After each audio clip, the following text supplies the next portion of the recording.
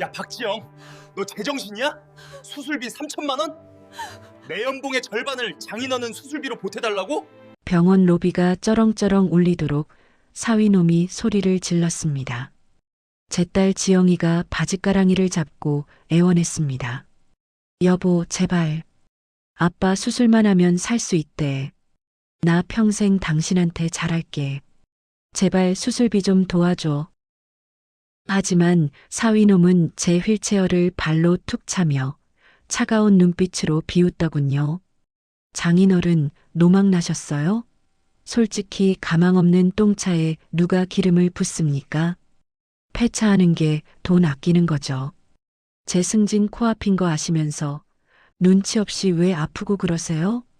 제 딸을 바닥에 무릎 꿇리고 저를 폐차 직전 똥차 취급하며 돌아선 이놈은 은행에 다니는 저의 사위 최진우였습니다. 하지만 이 멍청한 놈은 꿈에도 몰랐을 겁니다. 자기가 목숨 걸고 다니는 그 은행의 지분 40%를 가진 대주주가 바로 이 똥차 장인어른이라는 사실을요. 저는 서울시 용산구 이촌동에 살고 있는 72세 박만석이라고 합니다. 지금부터 제가 실제로 겪은 기가 막힌 드라마 같은 저의 인생 이야기를 들려드리려고 합니다. 사연 시작 전에 구독 버튼을 꾹 눌러주세요. 여러분의 오늘 하루가 조금 더 행복한 하루가 되실 거예요. 45년 전 제가 27살 때 명동 뒷골목에서 사채업을 시작했습니다. 주먹 하나와 배짱 하나로 시작한 일이었지만 저는 빌려간 사람이 갚을 능력이 생길 때까지 기다려줬고 그렇게 쌓인 신뢰가 결국 제 자산이 되었습니다. 40대 초반 IMF 외환위기 때 대한은행이 부도 직전까지 갔을 때 제가 손을 내밀어 살렸고 그 대가로 지분 40%를 받았습니다. 현금만 따져도 300억 원이 넘고 부동산까지 합치면 그 2배는 되는 재산이 있지만 저는 딸에게 이 사실을 단 한 번도 말하지 않았습니다. 딸아이 지영이만큼은 돈의 노예가 되지 않고 평범하게 살기를 바랐으니까요. 그래서 낡은 등산복을 입고 10년 된 중고차를 몰며 조경일이나 하는 평범한 아버지로 살았습니다. 5년 전 딸이 최진우라는 남자를 데려왔을 때부터 제 인생에 먹구름이 끼기 시작했습니다. 대한은행 강남지점 부지점장인 최진우는 제가 은행 대주주라는 것도 모르고 저를 무시했습니다. 결혼 후에도 명절 때마다 제가 가져간 농산물을 흙냄새 난다며 코를 막았고 시어머니는 며느리에게 친정아버지가 노후 준비도 안 되어 아들 등골 빼먹을 거라며 면박을 주었습니다.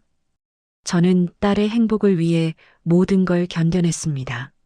하지만 오늘만큼은 더 이상 참을 수가 없었습니다. 사흘 전부터 제 가슴 부위가 갑자기 아프기 시작했고 딸 지영이가 급히 저를 서울중앙대학병원 응급실로 데려갔습니다. 의사는 심장에 문제가 있다며 당장 수술이 필요하고 수술비가 3천만 원 정도 든다고 했습니다. 수술비에 놀란 딸 지영이가 아빠, 돈 걱정은 하지 마. 내가 알아서 할게. 라며 사위에게 전화를 하였습니다. 사위 최진우는 1시간 뒤에 병원에 나타났습니다.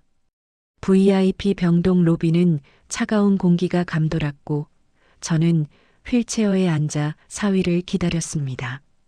지영이가 남편에게 다가가 여보, 아빠 수술비가 필요한데 우리 예금에서 좀 쓸 수 있을까? 하고 조심스럽게 물었습니다. 최진우는 아내를 쳐다보지도 않고 저를 향해 차갑게 말했습니다. 3천만 원? 지금 내가 승진 심사를 한 달 앞두고 있는 거 알잖아. 이 중요한 시기에 왜 장인어른 같은 가망 없는데 돈을 써야 해? 그 말을 듣는 순간 제 심장이 쿵 하고 내려앉았습니다. 제가 사위의 입에서 가망 없는 곳 취급을 받고 있다는 게 믿기지 않았습니다. 지영이는 눈물을 글썽이며 여보, 그게 무슨 말이야? 우리 아빠가 돌아가시면 어떡해? 하고 애원했지만 최진우는 오히려 목소리를 높였습니다. 장모님도 안 계시고 장인어른이 모아둔 재산도 없잖아. 솔직히 지금 수술해봤자 몇 년이나 더 살지도 모르는데 그 돈이면 내 보너스 절반이야. 그 돈으로 차라리 우리 애들 학원비에 보태는 게 낫지 않겠어? 저는 휠체어 팔걸이를 꽉 움켜쥐었습니다. 손톱이 손바닥에 파고들어 아픈데도 그 아픔조차 느껴지지 않을 만큼 분노가 치밀어 올랐습니다. 최진우는 거기서 멈추지 않았습니다. 그는 저를 위아래로 훑어보더니 비웃듯이 말했습니다. 장인어른, 솔직히 말씀드릴게요. 저희 은행에서 제 연봉이 1억 2천만 원입니다. 근데 장인어른은 평생 모은 돈이 얼마예요? 조경일하시면서 번 돈이 고작 몇 천만 원이나 되겠습니까? 제가 보기엔 장인어른 목숨값이 제 연봉보다 낮은 것 같은데 왜 제가 손해를 감수하면서까지 투자를 해야 하는지 이해가 안 가네요. 로비에 있던 다른 환자 보호자들이 저희 쪽을 쳐다봤고 저는 너무나 수치스러워서 고개를 들 수가 없었습니다. 지영이는 그 자리에서 무릎을 꿇었습니다. 제 딸이, 제 소중한 딸이 남편 앞에서 무릎을 꿇고 여보, 제발 부탁이야. 아빠를 살려줘. 내가 평생 당신한테 잘알게 하고 울부짖었습니다. 하지만 최진우는 차갑게 말했습니다. 당신 아버지는 밑 빠진 독이야. 지금 수술해도 또 아프면 또 돈 들어가고 그럼 우리 가정 경제가 파탄나. 당신이 정 효도하고 싶으면 당신 돈으로 해. 난 단 한 푼도 못 줘. 그리고는 퇴원 수속 밟으라고 지시하더니 저를 한 번도 쳐다보지 않고 병원을 나가버렸습니다. 딸 지영이는 제 앞에 주저앉아 아빠 미안해. 내가 돈을 마련하게 하고 통곡했지만 저는 딸의 머리를 쓰다듬으며 괜찮다. 아빠는 괜찮으니까 걱정하지 마 라고 말할 수밖에 없었습니다. 바로 그때 복도 저편에서 고급 양복을 차려입은 강민철 행장이 급히 걸어왔습니다. 강 행장은 제 앞에 다가와 조심스럽게 제 귀에 대고 속삭였습니다. 사장님, 늦어서 죄송합니다. 수술 준비는 이미 다 해놨습니다. 지영이는 사장님이라는 호칭에 고개를 들었고 저는 그녀에게 눈빛으로 아직은 때가 아니라는 신호를 보냈습니다. 강 행장은 VIP 병실 예약을 마쳤고 최고의 심장외과 전문의를 모셔왔으며 수술비 전액을 이미 입금했다고 조용히 보고했습니다. 딸 지영이는 혼란스러운 표정으로 아빠, 저분은 누구야? 그리고 사장님이라니 무슨 일이야? 하고 물었지만 저는 아빠의 오랜 친구분이란다. 옛날에 내가 도와준 적이 있어서 은혜를 갚는 거란다 하고 얼버무렸습니다. 수술은 성공적이었습니다. 3일 후 저는 VIP 병실 침대에 누워 창밖을 바라보고 있었습니다. 한강이 내려다 보이는 이 병실의 하루 입원비가 100만 원이 넘는다는 걸 지영이는 모를 겁니다. 하지만 저는 행복하지 않았습니다. 사위 최진우의 그 말들이 계속 머릿속을 맴돌았거든요. 가망 없는 곳, 밑 빠진 독, 목숨값이 연봉보다 낫다는 그 말들이 제 심장을 파고들었습니다. 5년 동안 참고 또 참았지만 이제는 더 이상 참을 수 없었습니다. 병실 문이 열리고 지영이가 과일 바구니를 들고 들어왔습니다. 아빠, 기분이 좀 어때? 하고 물어보는 딸의 얼굴에는 걱정과 미안함이 가득했습니다. 저는 딸의 손을 잡으며 지영아, 아빠는 괜찮아. 너무 걱정하지 마 하고 말했지만 속으로는 다른 생각을 하고 있었습니다.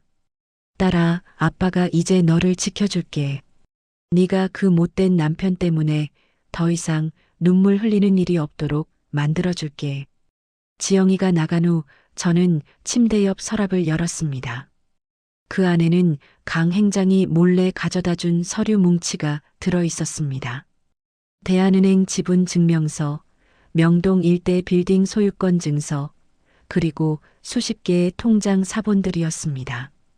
최진우, 네가 그토록 자랑스러워하는 그 대한은행이 누구 것인지 이제 보여줄 때가 됐구나. 네가 무시했던 그 장인어른이 바로 내 직장의 주인이라는 걸, 내 인생을 좌지우지할 수 있는 사람이라는 걸 똑똑히 알려줘야겠어. 저는 서류 뭉치를 다시 서랍에 넣고 천천히 눈을 감았습니다. 복수는 천천히 그리고 완벽하게 해야 한다는 걸 저는 평생의 경험으로 알고 있었습니다. 사위가 그토록 숭배하는 돈의 진짜 주인이 누구인지, 그가 무시했던 장인이 얼마나 무서운 사람인지 뼈저리게 깨닫게 해주겠다고 다짐했습니다. 시간을 5년 전으로 돌려보겠습니다. 그때 제 딸 지영이가 처음으로 최진우를 집에 데려왔던 날이었어요. 저는 그날을 지금도 생생하게 기억합니다.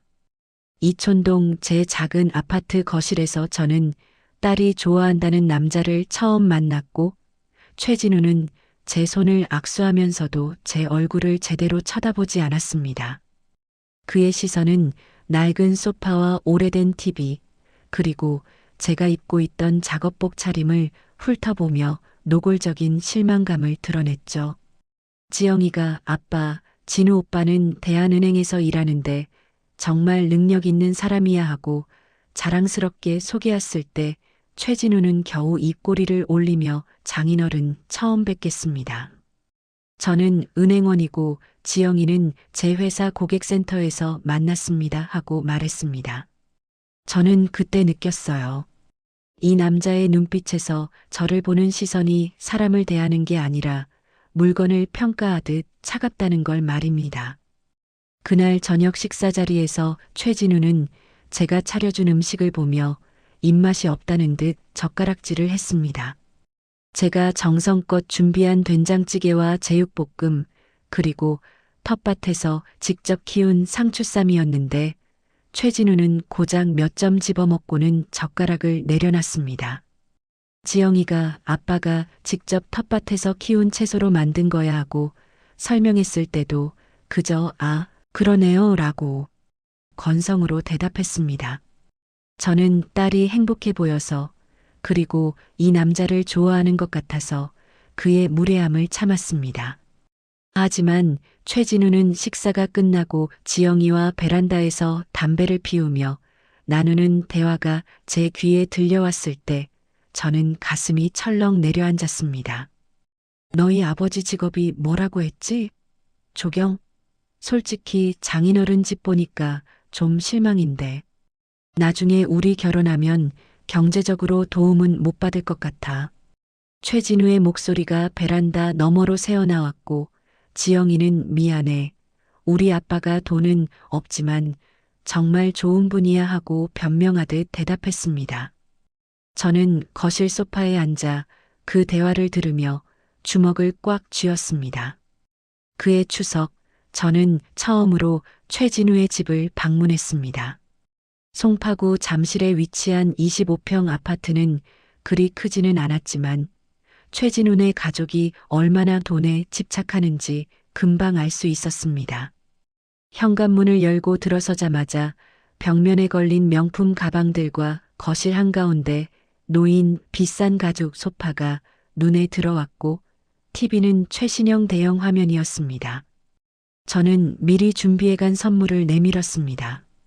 제가 직접 농사지은 쌀 20kg과 참기름 5병, 그리고 말린 표고버섯 한 상자였죠.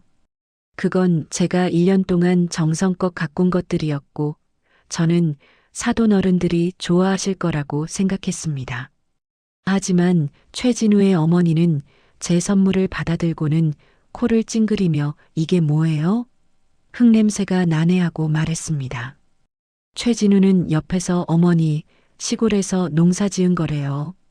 그냥 경비 아저씨한테 갖다 드리면 되지 않겠어요? 하고 말했고 저는 그 자리에서 얼어붙었습니다. 제가 1년 동안 정성껏 키운 것들이 경비 아저씨한테나 주는 물건 취급을 받고 있다는 게 믿기지 않았습니다. 시어머니는 제 선물을 현관 구석에 던져두듯 내려놓고는 며느리 지영에게 말했습니다. 지영아, 너희 아버지가 이렇게 가난하신 줄 몰랐네. 우리 진우가 나중에 너희 친정 뒷바라지까지 해야 하는 거 아니야? 노후 준비는 돼 있으신 거야? 지영이는 얼굴이 새빨개진 채 어머님, 저희 아빠는 연금도 있으시고 걱정 안 하셔도 돼요 하고 대답했지만 시어머니는 비웃듯이 말했습니다. 연금? 조경이라는 사람이 무슨 연금이 있어.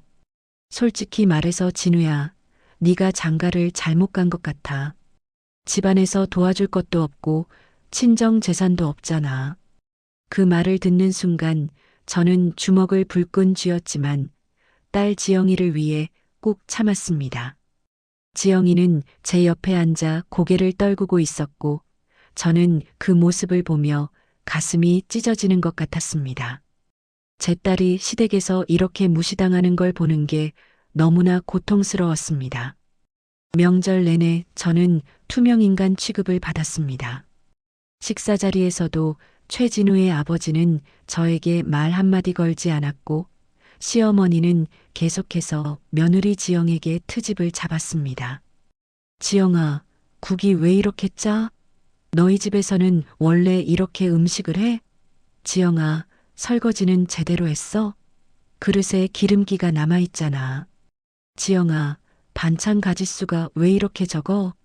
시댁에 와서 이 정도밖에 준비 못해? 지영이는 죄송해요.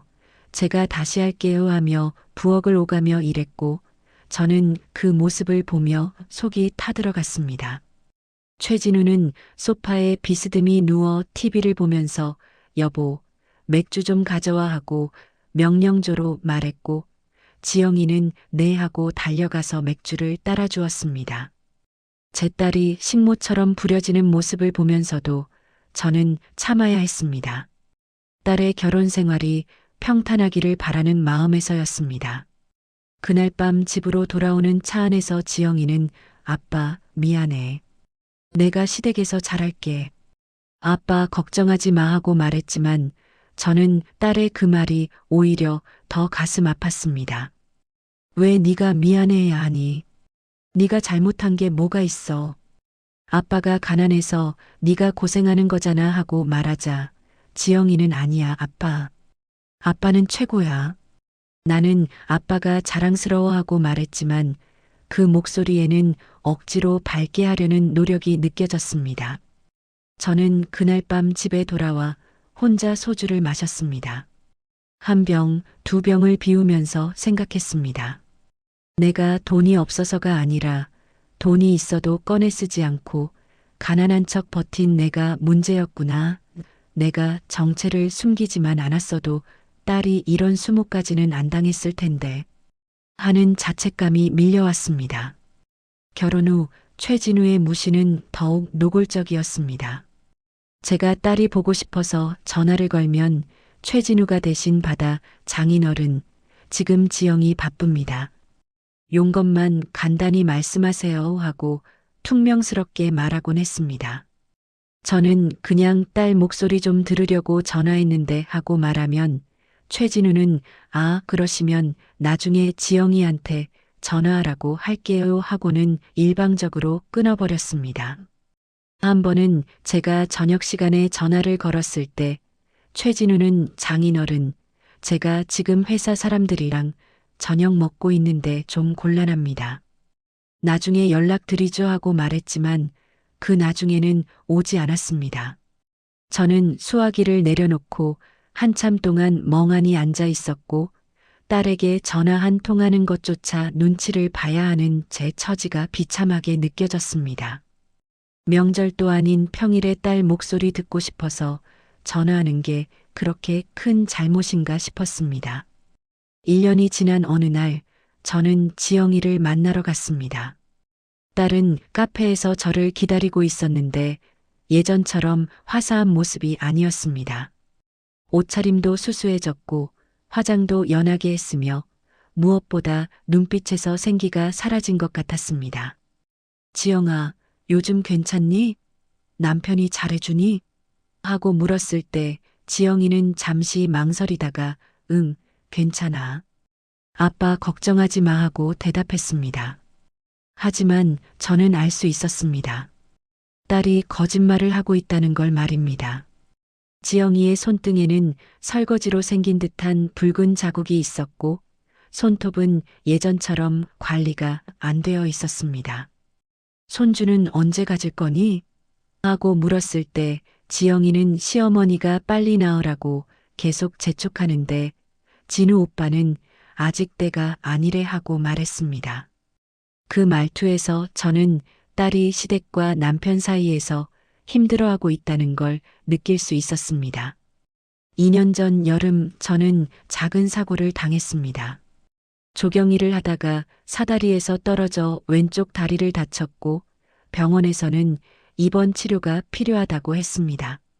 지영이는 부랴부랴 병원으로 달려왔고 저는 괜찮다, 걱정하지 마라 하고 말했지만 딸은 눈물을 글썽이며 아빠 병원비는 내가 내게 하고 말했습니다. 저는 아니다. 아빠가 보험 있으니까 괜찮다 하고 말했지만 지영이는 고집을 부리며 병원비 200만 원을 대신 냈습니다. 그런데 그날 밤 지영이에게 최진우가 전화를 걸어 화를 낸 모양이었습니다. 다음날 병문안을 온 지영이의 눈가가 부서 있었고 저는 무슨 일 있었냐고 물었지만 지영이는 아무것도 아니야 아빠 하고 억지로 웃었습니다. 제 가슴이 미어졌습니다. 나중에 알고 보니 최진우가 당신 마음대로 우리 돈 쓰지 마. 장인어른 병원비는 장인어른이 알아서 하셔야지 왜 우리가 책임져야 해? 하고 따져 물었다고 합니다. 200만 원, 그 돈이 그렇게 아까웠던 걸까요? 제 딸이 효도하고 싶어서 낸 돈이 그렇게 아까웠던 걸까요? 그 후로도 최진우의 갑질은 점점 심해졌습니다. 제 손주 돌잔치에도 저를 초대하지 않으려고 했고 지영이가 몰래 저를 불러서 겨우 참석할 수 있었습니다. 돌잔치 자리에서 시어머니는 하객들에게 우리 며느리 친정이 좀 형편이 어려워서요. 친정 식구들은 따로 자리를 마련했습니다 하고 말했고 저는 구석 자리에 앉아 밥을 먹었습니다. 다른 하객들은 모두 메인홀에서 뷔페 음식을 먹고 있었는데 저만 옆 작은 방에서 도시락으로 식사를 했습니다. 최진우는 행사 내내 저를 쳐다보지도 않았고 제가 손주를 안아보려고 하자 장인어른, 아기가 낯을 가려서요. 조금 있다가 안아보세요 하고 막았습니다. 저는 결국 그날 손주를 한 번도 안아보지 못하고 집으로 돌아왔습니다. 돌아오는 길에 눈물이 났습니다. 제 손주인데, 제 피를 나눈 손주인데 왜 제가 안아볼 수 없는 건지 이해할 수 없었습니다. 작년 설날 최진우는 제게 전화를 걸어 장인어른, 올해는 저희 집에 안 오셔도 됩니다. 솔직히 말씀드려서 어머니가 장인어른 오시는 거 부담스러워 하세요. 그냥 명절 용돈 보내드릴 테니까 편하게 집에 계세요 하고 말했습니다. 저는 그 전화를 받고 한참 동안 말을 잇지 못했습니다. 제가 사위한테 쫓겨나고 있다는 게 믿기지 않았고 딸을 보고 싶은 제 마음은 안중에도 없는 최진우의 태도에 분노가 치밀어 올랐습니다. 하지만 저는 참았습니다. 알겠네. 그럼 그렇게 하지 뭐하고 대답했고 그날 저는 혼자 설을 세웠습니다. 명절 아침 혼자 떡국을 끓여 먹으면서 생각했습니다. 제가 무슨 죄를 지었기에 명절날 딸 얼굴도 못 보고 혼자 밥을 먹어야 하나 싶었습니다. 지영이가 몰래 떡국을 가져다 주러 왔을 때 저는 괜찮다. 아빠는 혼자 있는 게 편하다 하고 거짓말을 했습니다. 지영이는 아빠, 정말 미안해. 내가 남편을 잘 설득할게 하고 말했지만 저는 딸의 그 미안함이 오히려 더 가슴 아팠습니다. 왜 네가 미안해야 해? 잘못은 내 남편이 한 건데 말이야. 올해 초 제가 딸네 집 근처를 지나다가 우연히 최진우를 만났습니다.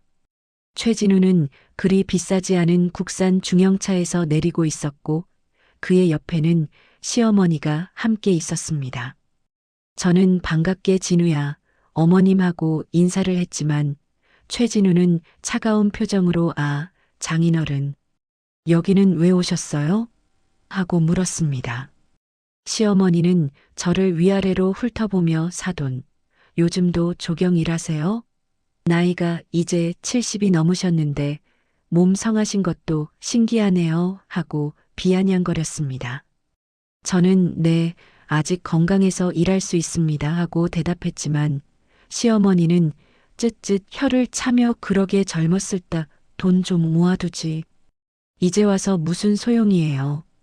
우리 진우 고생만 시키고 하고 말했습니다.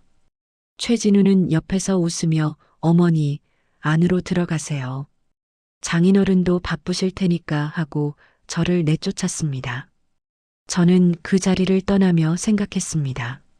내가 사위 집 앞에서 쫓겨나는 날이 올 줄은 몰랐다고 말입니다. 제가 가장 참기 힘들었던 건 따로 있었습니다.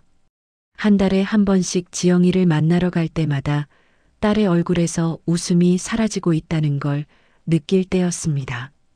지영이는 제 앞에서 억지로 웃으며 아빠, 나 잘 살고 있어. 걱정하지 마 하고 말했지만 저는 알 수 있었습니다. 딸의 눈가에 그늘이 져 있고 손등에는 설거지로 생긴 상처들이 가득했으며 옷차림도 예전처럼 화사하지 않다는 걸 말입니다. 한 번은 제가 지영아, 힘들면 아빠한테 얘기해. 이혼하고 아빠랑 살아도 돼 하고 조심스럽게 물었을 때 지영이는 고개를 흔들며 아빠 나 괜찮아. 진우 오빠도 바쁘고 스트레스 받아서 그래. 조금만 참으면 좋아질 거야 하고 대답했습니다. 저는 그 말을 듣고 가슴이 무너져 내리는 것 같았습니다. 좋아질 거라고? 5년이 지나도록 좋아지지 않았는데 언제 좋아진다는 걸까요? 지난 3개월 동안은 더욱 심했습니다. 최진우는 승진 심사를 앞두고 있다는 이유로 지영이를 식모처럼 부렸고 시어머니는 수시로 며느리 집에 찾아가 이것저것 트집을 잡았습니다. 지영이는 제게 전화를 걸어 아빠, 나 요즘 좀 피곤해. 남편이 지점장 되려고 준비하느라 신경이 날카로워져 있어 하고 말했지만 저는 딸의 목소리에서 지쳐 있음을 느낄 수 있었습니다.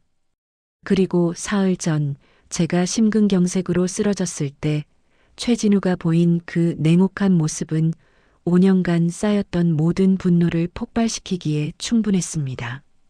장인어른의 목숨값이 제 연봉보다 낫다는 그 말, 밑빠진 독이라는 그 말, 가망 없는 곳이라는 그 말들이 제 머릿속에서 계속 맴돌았고 저는 더 이상 참을 수 없었습니다. 5년 동안 저는 사위의 무례함을 견뎌왔습니다. 시어머니의 독설도 참았고 딸이 눈물 흘리는 모습도 외면했습니다. 오직 딸의 행복을 위해서였죠. 하지만 이제는 알겠습니다. 제가 참는다고 해서 딸이 행복해지는 게 아니라는 걸, 오히려 제 인내가 사위를 더욱 교만하게 만들었다는 걸 말입니다. 병실 침대에 누워 천장을 바라보며 저는 결심했습니다. 이제는 더 이상 당하고만 있지 않겠다고 사위에게 제가 누구인지 똑똑히 보여주겠다고 말입니다. 최진우가 그토록 자랑스러워하는 대한은행의 진짜 주인이 바로 자신이 무시하던 장인어른이라는 걸 알았을 때 그의 얼굴이 어떻게 변할지 상상하니 입가에 차가운 미소가 번졌습니다. 복수는 이제 시작일 뿐이었습니다. 수술 후 열흘이 지났고 저는 퇴원 허가를 받았습니다. 의사는 최소 한 달은 안정을 취하라고 당부했지만 저는 해야 할 일이 있었습니다. 지영이는 아빠, 우리 집에 와서 좀 쉬다가 내가 챙겨줄게 하고 말했지만 저는 고개를 저었습니다. 아니다. 아빠는 집에 가서 쉬는 게 편하다 하고 말했고 딸을 집으로 돌려보낸 후 저는 택시를 타고 명동으로 향했습니다. 가슴이 조금 답답하고 숨이 가빴지만 참을 만했습니다. 제가 가야 할 곳은 이촌동 집이 아니라 45년 전부터 제가 지켜온 비밀 금고였으니까요. 명동 한복판 오래된 빌딩 지하에 위치한 금고는 겉보기엔 평범해 보였지만 그 안에는 제 인생 전부가 담겨 있었습니다. 저는 금고 입구로 들어섰고 관리인은 박 사장님, 오랜만입니다 하며 깍듯이 인사를 했습니다. 저는 복도 끝 VVIP 금고실로 천천히 걸어가 비밀번호를 입력했습니다. 철컥 하는 소리와 함께 묵직한 철문이 열렸고 형광등 불빛이 켜지자 금고 안이 환하게 밝아졌습니다. 벽면을 가득 채운 서류 캐비닛과 금고, 그리고 테이블 위에 정리된 각종 문서들이 눈에 들어왔습니다. 저는 의자에 앉아 잠시 숨을 돌리고는 첫 번째 서류철을 꺼냈습니다. 대한은행 주식 지분 증명서, 거기에는 박만석, 지분율 40%라고 선명하게 적혀 있었습니다. 최진우가 매일 출근하는 그 은행, 그가 그토록 자랑스러워하는 그 직장의 최대 주주가 바로 자신이 무시하던 장인어른이라는 걸 알면 어떤 표정을 지을까요? 다음 서류철에는 명동 일대 상업용 빌딩 5채의 소유권 증서가 들어 있었습니다. 각 빌딩의 시가가 최소 100억 원은 넘으니까 부동산만 따져도 300억 원 이상이었습니다. 강남구 논현동 땅 300평, 서초구 잠원동 상가 건물, 용산구 이촌동 아파트까지 합치면 제 자산은 500억 원을 훌쩍 넘었습니다. 저는 과거를 떠올렸습니다. 27살 아무것도 없이 명동 뒷골목에서 사채업을 시작했던 그때가 생각났습니다. 저는 남들과 달랐습니다. 빌려간 사람을 괴롭히지 않았고 그들이 갚을 능력이 생길 때까지 기다려줬습니다. 그렇게 쌓인 신뢰가 결국 제 자산이 되었고 30대 중반이 되자 명동 일대에서 제 이름만 대면 모두가 고개를 숙였습니다. 40대 초반 IMF 외환위기가 터졌을 때 대한은행이 부도 직전까지 몰렸고 정부에서도 손을 놓은 상태였습니다. 그때 제가 개인 자산 500억 원을 투입해 대한은행을 살렸고 그 대가로 지분 40%를 받았습니다. 그때부터 저는 대한은행의 실질적인 주인이 되었지만 딸에게는 그 사실을 말하지 않았습니다. 저는 금고 안작은 금고를 열었습니다. 그 안에는 현금 다발이 가득 쌓여 있었고 대충 세어봐도 100억 원은 될 것 같았습니다. 이 돈이면 수술비 3천 정도는 껌값인데 그깟 돈 때문에 내 딸이 무릎을 꿇다니. 그렇게 잠깐 후회스러운 생각을 한 뒤에 저는 그중 몇 다발을 꺼내 가방에 넣고 휴대폰을 꺼내 강민철 행장에게 전화를 걸었습니다. 민철이 지금 시간 있나? 강 행장은 즉시 네 사장님. 언제든지 시간 내겠습니다 하고 대답했고 저는 명동 금고야. 30분 안에 올 수 있겠나? 하고 말했습니다. 30분 후 강민철 행장이 금고실 문을 열고 들어왔습니다. 그는 제 앞에 서자마자 깊게 고개를 숙였고 저는 앉으라는 손짓을 했습니다. 강 행장은 의자에 앉으며 사장님, 건강은 괜찮으십니까? 수술 후 무리하시면 안 됩니다 하고 걱정스러운 표정으로 말했습니다. 나는 괜찮네. 나 이제 70이 넘었는데 이 정도는 문제없어 하고 대답하며 본론으로 들어갔습니다. 민철이 우리 은행 강남지점 부지점장 최진우라는 친구 아나? 강 행장의 표정이 순간 굳어졌습니다. 최진우요? 알고 있습니다. 왜 그러십니까? 저는 천천히 입을 열었습니다. 그 친구가 내 사위야. 강 행장의 눈이 휘둥그레졌습니다. 저는 병원에서 있었던 일을 간략하게 설명했습니다.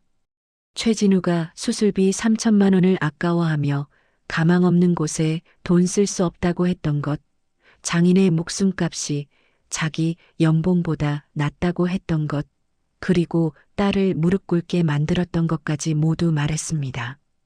강 행장의 얼굴이 점점 굳어졌고 그는 주먹을 불끈 쥐었습니다.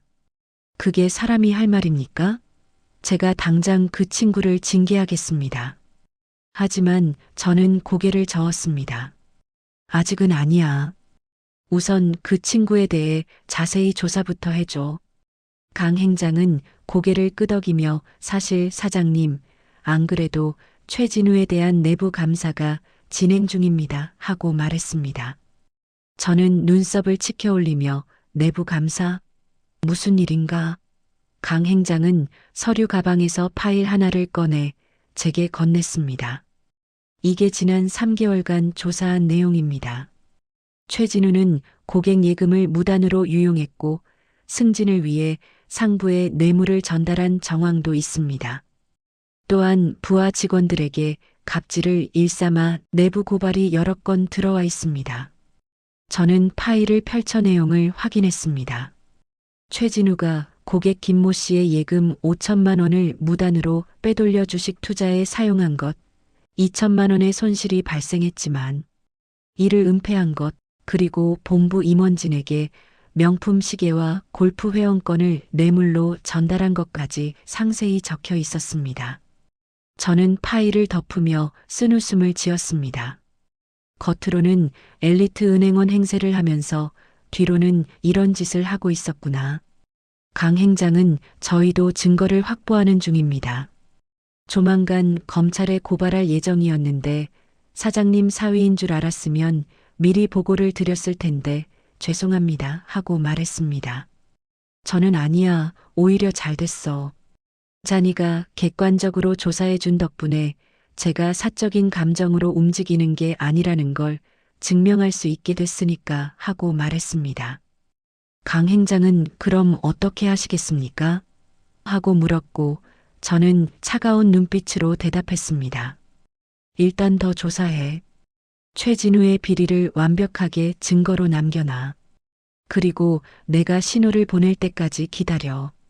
때가 되면 내가 직접 그 친구 앞에 나설 거야.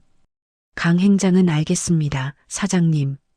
그런데 따님께는 어떻게 하실 겁니까? 하고 조심스럽게 물었습니다. 저는 한숨을 쉬며 지영이는 아직 몰라. 그 애가 알면 마음 아파할 테니까. 일단 최진우를 완전히 처리한 다음에 딸한테 모든 걸 밝힐 생각이야 하고 대답했습니다. 저는 금고에서 서류 몇 장을 더 꺼냈습니다. 대한은행 대주주 명부였습니다. 거기에는 제 이름 박만석이 가장 위에 적혀 있었고 지분율 40%라는 숫자가 선명했습니다. 저는 그 서류를 강 행장에게 보여주며 말했습니다. 민철이, 이걸 최진우가 알면 어떤 표정을 지을까? 자기가 매일 출근하는 은행의 주인이 자기가 무시하던 장인어른이라는 걸 알면 말이야. 강 행장은 피식 웃으며 아마 기절초풍할 겁니다. 제가 그 장면을 꼭 보고 싶습니다 하고 대답했습니다. 저는 서류를 다시 금고에 넣으며 말했습니다. 곧 보게 될 거야.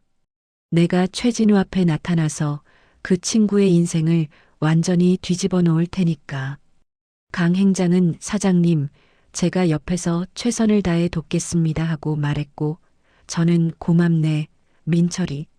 잔이가 있어서 내가 든든해하고 대답했습니다.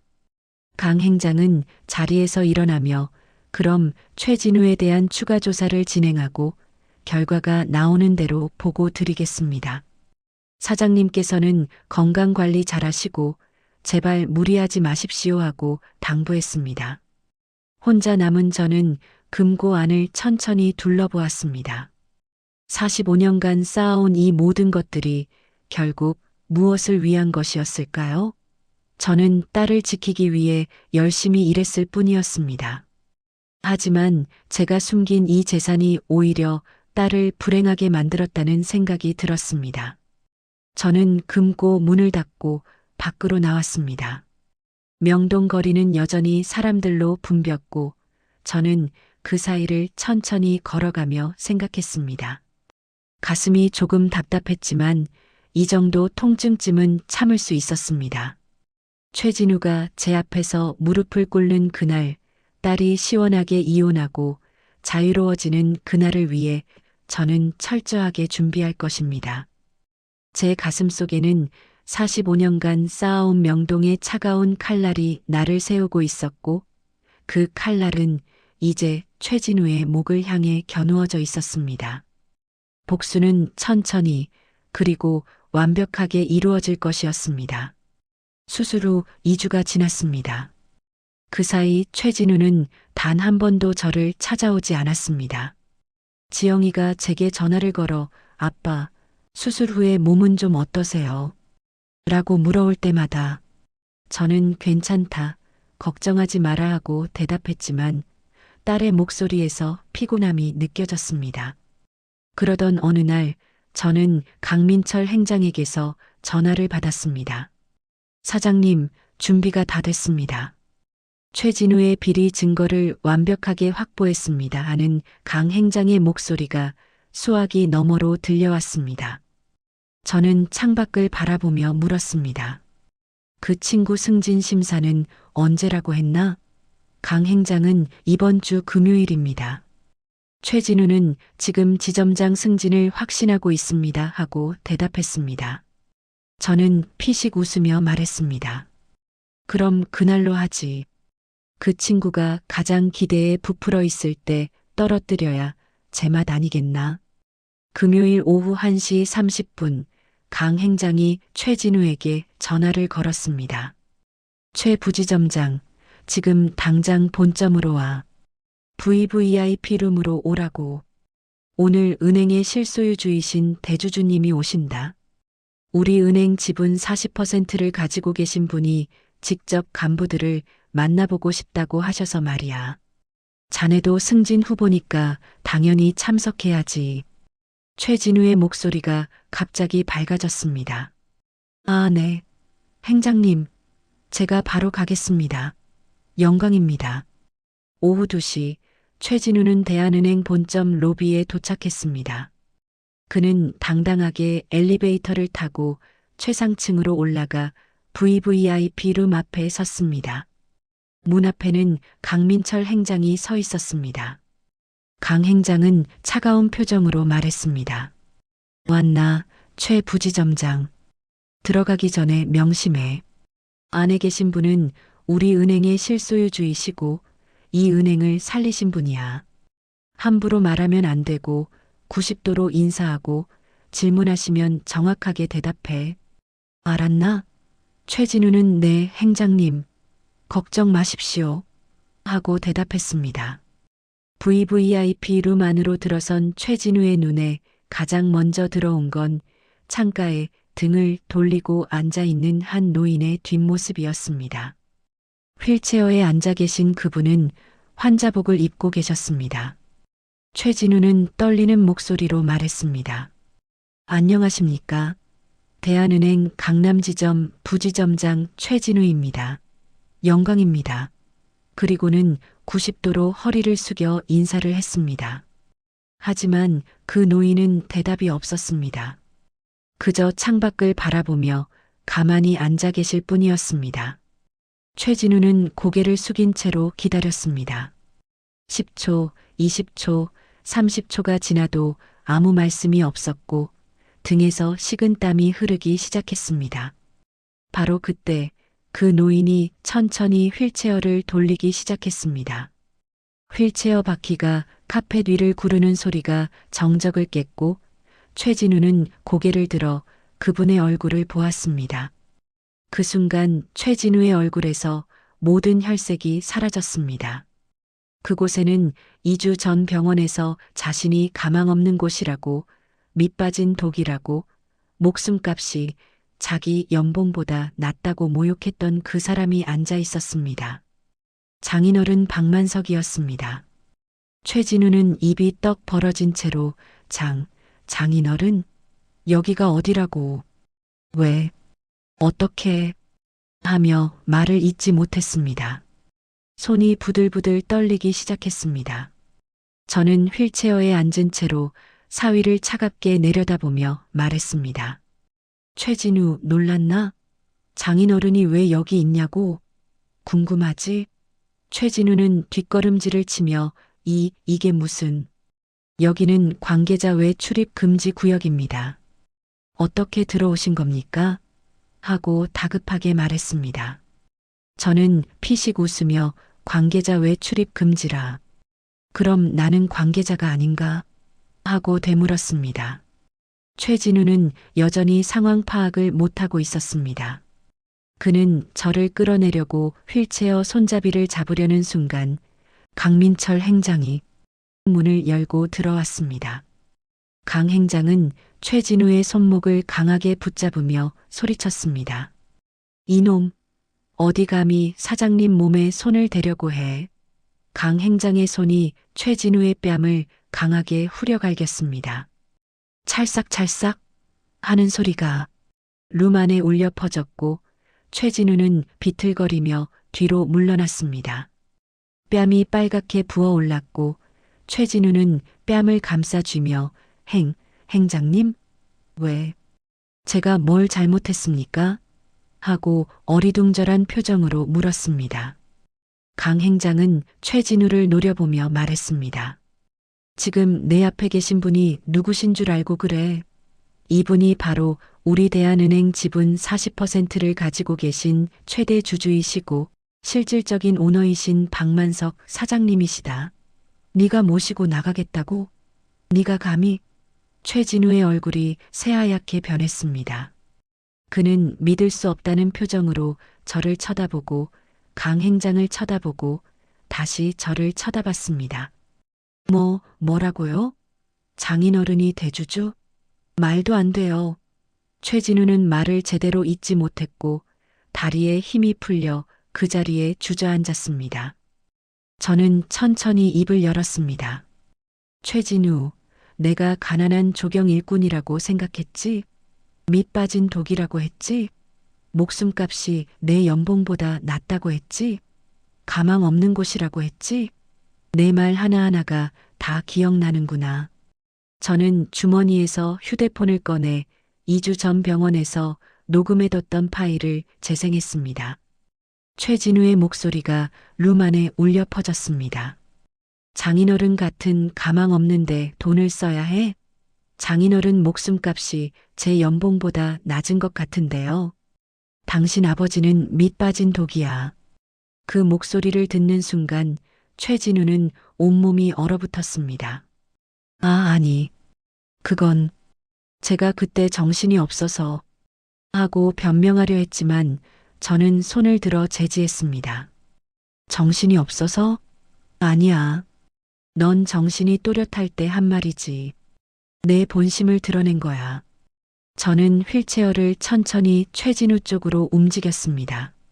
최진우는 뒷걸음질을 치며 장인어른이.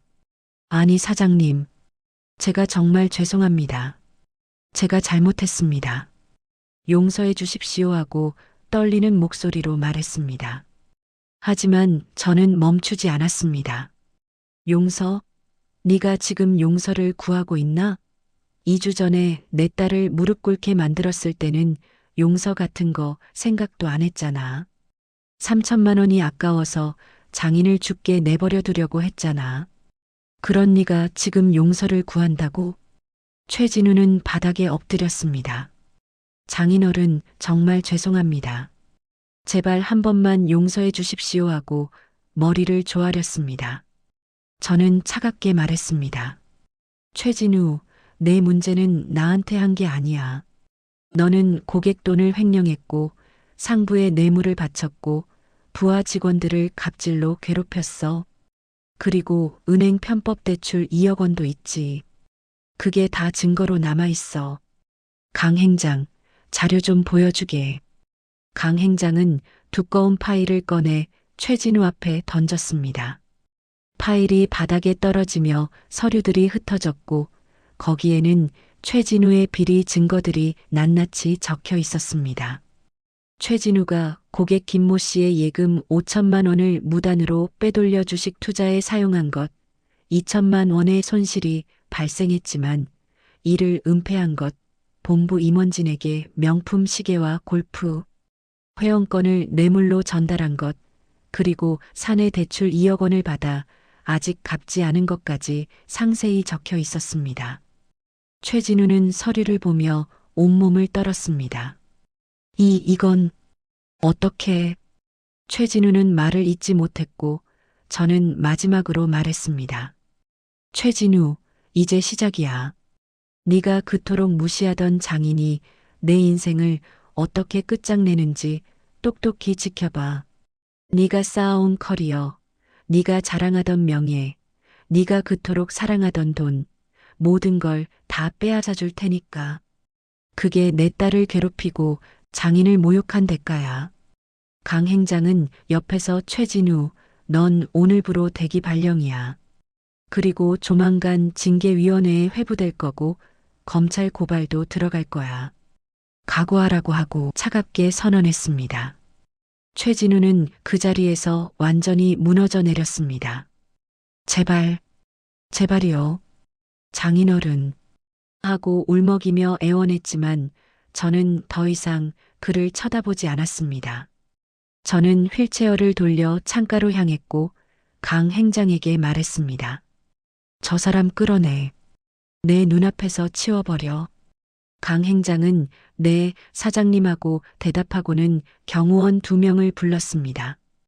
경호원들이 최진우의 팔을 잡아 끌고 나갔고 문이 닫히고 룸은 다시 조용해졌습니다. 저는 창밖을 바라보며 혼잣말로 중얼거렸습니다. 이제 시작이다. 내 인생이 무너지는 걸 내가 직접 지켜볼 거야. 그게 내 딸에게 준 고통의 대가다. 다음 날 아침 7시 대한은행 강남지점 직원들이 하나둘씩 출근하기 시작했습니다. 평소와 다름없는 아침이었죠. 하지만 컴퓨터를 켜는 순간 모든 직원들의 화면에 팝업창이 떴습니다. 거기에는 최진우 부지점장의 비리 내역이 상세하게 적혀 있었습니다. 고객 예금 5천만 원 무단 유용, 주식 투자 실패로 인한 2천만 원 손실 은폐, 승진 청탁에 사용한 뇌물 공여, 편법 대출 2억 원 미상환, 부하 직원 갑질 및 폭언 등 그동안 최진우가 저질렀던 모든 비리가 낱낱이 공개되었습니다. 직원들은 서로 얼굴을 쳐다보며 수군거렸습니다. 이게 진짜야? 최 부지점장이 이런 짓을 했다고? 믿기지 않아. 아니야, 나는 진작 알았어. 그 사람 원래 그런 사람이었어. 같은 시각 대한은행 본점 로비 대형 스크린에도 똑같은 내용이 송출되고 있었습니다. 아침에 은행을 찾은 고객들이 스크린을 보며 경악했고 한 고객은 저 사람이 우리 돈 관리하던 사람이라고? 세상에 이런 은행을 어떻게 믿어하며 분노했습니다. 은행 측에서는 급히 스크린을 끄려고 했지만 이미 수십 명의 고객들이 스마트폰으로 사진을 찍고 영상을 찍어 SNS에 올리고 있었습니다. 순식간에 최진우의 이름은 인터넷에 퍼져나갔고 부패한 은행원, 횡령은행원이라는 댓글이 달리기 시작했습니다. 오전 9시 최진우는 아무것도 모른 채 평소처럼 출근했습니다. 그는 어젯밤 VVIP 룸에서 있었던 일 때문에 한숨도 자지 못했지만 그래도 출근은 해야 한다고 생각했습니다. 혹시 모르잖아요. 장인어른께서 마음을 바꾸실지도 모른다고 제가 더 열심히 일하는 모습을 보이면 용서받을 수 있을지도 모른다고 생각했던 겁니다. 하지만 은행 로비에 들어서는 순간 최진우는 얼어붙었습니다. 로비에는 수십 명의 직원들과 고객들이 그를 기다리고 있었고 그들의 눈빛은 차갑고 적대적이었습니다. 누군가 소리쳤습니다. 저기 온다. 횡령범 온다. 그 순간 야유가 쏟아졌습니다. 우리 돈 돌려내. 파렴치한. 은행원 자격도 없어. 최진우는 고개를 숙이고 빠르게 엘리베이터로 향하려 했지만 한 고객이 그의 앞을 막아섰습니다. 50대로 보이는 남성 고객이었는데 그는 최진우의 멱살을 잡으며 소리쳤습니다. 당신이 내 예금 관리하던 사람 맞지? 내가 평생 모은 돈을 당신한테 맡겼는데 당신이 그걸 주식 투자에 썼다고? 최진우는 아닙니다. 오해십니다 하고 변명하려 했지만 그 고객은 경비원들에게 이 사람 당장 경찰에 신고해요 하고 소리쳤습니다. 경비원들이 달려와 최진우와 고객을 떼어놓았고 최진우는 가까스로 엘리베이터를 타고 자기 사무실로 올라갔습니다. 사무실로 들어서는 순간 최진우는 또 한 번 충격을 받았습니다. 그의 책상 위에는 날달걀이 깨져 있었고 의자에는 쓰레기가 버려져 있었습니다. 직원들은 그를 쳐다보지도 않았고 오히려 고개를 돌리거나 자리에서 일어나 다른 곳으로 가버렸습니다. 최진우가 평소 친하게 지내던 김대리가 지나가기에 김대리, 이게 무슨 일이야? 내가 뭘 잘못했다고 이러는 거야? 하고 물었지만 김대리는 차가운 눈빛으로 최 부지점장님, 아니 최진우 씨, 당신이 뭘 잘못했는지 정말 모르세요? 우리 다 알아요. 당신이 얼마나 더러운 짓 했는지. 저한테 말 걸지 마세요 하고 말하며 자리를 떠났습니다. 바로 그때 사무실 문이 벌컥 열리며 감사실 직원 5명이 들이닥쳤습니다. 그들은 최진우의 사무실을 둘러보더니 최진우 부지점장, 당신을 업무상 횡령, 배임, 그리고 사문서 위조 혐의로 고발합니다. 지금부터 압수수색을 시작하겠습니다 하고 통보했습니다. 최진우는 잠깐만요. 이건 오해입니다. 제가 설명할 기회를 주세요. 하고 외쳤지만 감사실 직원들은 들은 척도 하지 않았습니다. 그들은 최진우의 책상 서랍을 열고 컴퓨터를 압수하고 문서처를 가져갔습니다. 최진우는 그 모습을 멍하니 바라볼 수밖에 없었습니다. 오전 11시 강민철 행장이 직접 강남 지점에 내려왔습니다. 그는 지점장실에 최진우를 불러 차갑게 말했습니다. 최진우, 자네는 오늘부로 해고야. 징계위원회도 열지 않을 거야. 자네가 저지른 비리가 너무나 명백하고 증거도 충분하니까. 그리고 은행에 끼친 손해배상 청구 소송도 들어갈 거고 형사 고발도 이미 접수했어. 사내 대출 2억 원도 즉시 상환해야 해. 각오해. 최진우는 무릎을 꿇으며 행장님 제발요. 한 번만 기회를 주세요. 제가 정말 잘못했어요. 다시는 안 그럴게요 하고 애원했지만 강 행장은 차갑게 웃으며 말했습니다. 기회? 자네가 장인어른한테 기회를 줬나? 자네 장인어른이 죽어가실 때 3천만 원이 아까워서 외면했잖아. 그런 자네한테 무슨 기회를 줘야 하나? 그리고 경호원 2명을 불러 이 사람 끌어내 하고 지시했습니다. 최진우는 경호원들에게 끌려 은행 밖으로 나왔습니다. 로비에 있던 고객들과 직원들이 박수를 치며 환호했습니다. 잘됐다. 꼴 좋다. 저런 인간이 은행원이라니. 최진우는 그 박수 소리를 들으며 비틀거리며 걸었습니다. 은행 밖으로 나오는 순간 카메라 플래시가 터졌습니다. 어느새 기자들이 몰려와 있었고 그들은 최진우를 향해 카메라를 들이댔습니다. 최진우 씨, 고객 돈을 횡령한 게 사실입니까? 승진을 위해 뇌물을 바쳤다는데 사실입니까? 장인어른을 모욕했다는데 할 말 있습니까? 최진우는 대답하지 않고 고개를 숙인 채 빠르게 그 자리를 떠났습니다. 그날 오후 모든 언론에서 최진우의 사건을 대서특필했습니다. 패륜은행원의 두 얼굴, 엘리트 가면 뒤 숨겨진 추악한 민낯, 장인 수술비 아껴 고객 돈 횡령한 은행원이라는 제목의 기사들이 쏟아졌고 인터넷 커뮤니티에는 최진우의 신상이 털리기 시작했습니다. 최진우가 다니던 학교, 살고 있는 동네, 심지어 아내와 아이들의 정보까지 인터넷에 퍼져나갔습니다. 댓글창은 분노로 가득했습니다. 이런 인간이 은행원이었다니 믿기지 않네요. 장인어른한테 저렇게 했으면 고객들한테는 얼마나 더 심했을까요? 저런 사람은 감옥에 가야 합니다. 최진우는 완전히 사회적으로 매장당하고 있었습니다. 저녁 무렵 최진우는 집으로 돌아왔습니다. 아내 지영이는 거실 소파에 앉아 울고 있었고 시어머니는 전화기를 들고 누군가와 통화하며 소리를 지르고 있었습니다. 뭐, 우리 아들이 해고됐다고? 말도 안 돼. 당장 변호사를 선임해야 해. 최진우는 지쳐서 소파에 주저앉았습니다.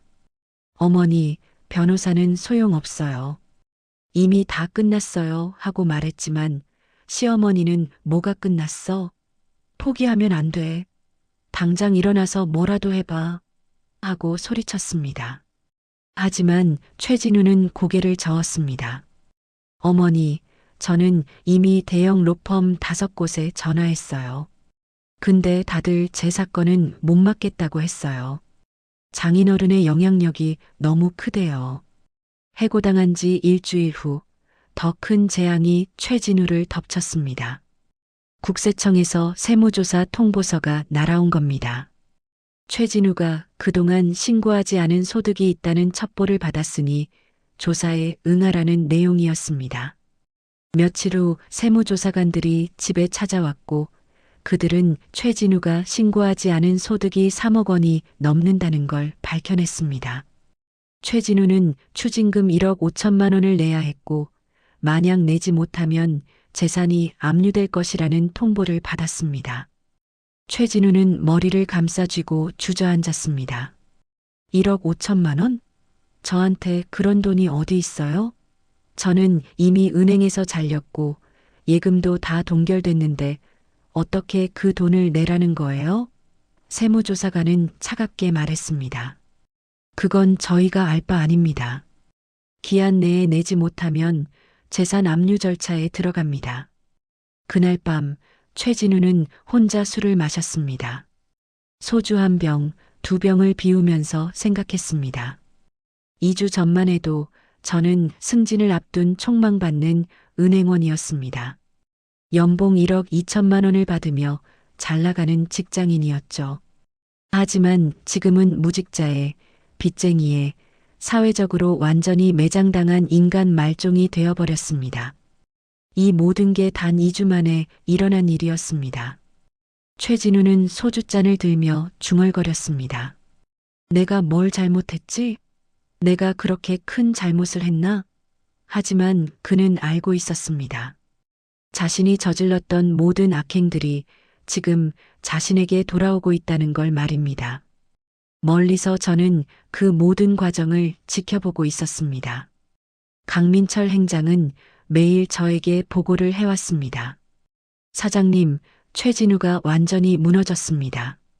직장에서 쫓겨났고 사회적으로 매장당했고 변호사도 구하지 못했습니다.